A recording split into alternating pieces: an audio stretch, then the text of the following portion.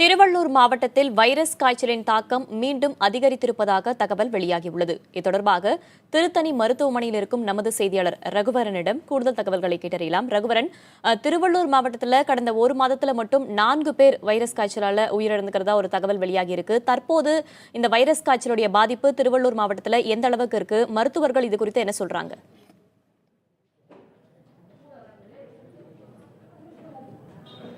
அதாவது நாம் தற்போது திருவள்ளூர் மாவட்டம் திருத்தணி அரசு மருத்துவமனையில் தான் இருக்கிறோம்.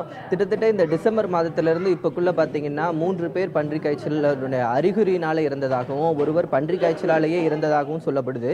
இந்நிலையில் நேற்று வரைக்கும் 56 பேருக்கு பன்றி காய்ச்சலுக்கான முதல்கட்ட பரிசோதனை செய்யப்பட்டிருக்கு.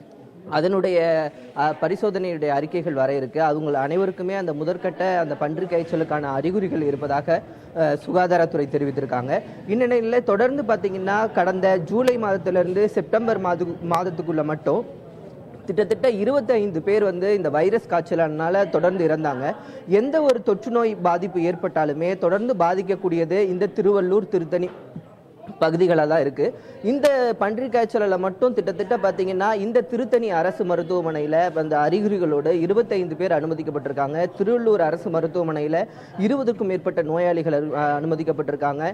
தொடர்ந்து காய்ச்சலால் வரக்கூடியவர்களின் நோயாளிகளின் எண்ணிக்கையும் தொடர்ந்து நாளுக்கு நாள் அதிகரித்து வருவதாக இங்கே இருக்கக்கூடிய பொதுமக்களும் தெரிவிச்சிருக்காங்க. வேதவள்ளி ரகுவரன், நீங்க குறிப்பிட்டது மாதிரியே திருவள்ளூர் மாவட்டத்தில் கடந்த 7-8 மாதங்களாகவே தொடர்ச்சியா டெங்கு காய்ச்சல், மர்ம காய்ச்சல்னு அந்த பகுதி மக்களை ரொம்பவே அதிக அளவில் தாக்கப்பட்டு உயிரிழந்த சம்பவங்கள்லாம் நம்ம தொடர்ச்சியா கேள்விப்பட்டுட்டு வரோம். தற்போது இந்த பன்றி காய்ச்சல் பாதிப்பை கண்டறிவதற்கு சிகிச்சை அளிப்பதற்கும் அந்த திருத்தணி மருத்துவமனையில ஏதாவது புதுசா மருத்துவ வசதிகள் செய்யப்பட்டிருக்கா? அங்க மருத்துவமனை நிர்வாகம் இது தொடர்பா என்ன சொல்றாங்க?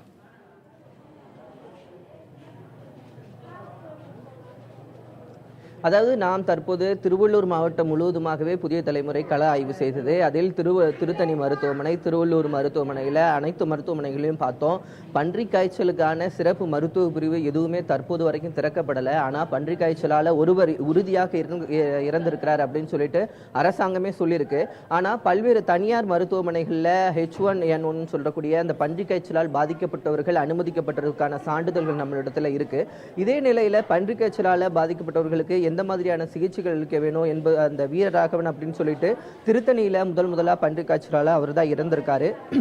இதனைத் தொடர்ந்து அந்த பகுதியில் பார்த்தீங்கன்னா சுகாதாரத்துறை சார்பாக ஆய்வுகள் செய்யப்பட்டாலும் இந்த திருத்தணி ஒட்டிய பகுதியில் 300 கிராமங்கள் இருக்கு. இந்த 300 கிராமங்கள்ல தான் அந்த ஆந்திரா பகுதியை ஒட்டிய பகுதியா இருக்குது.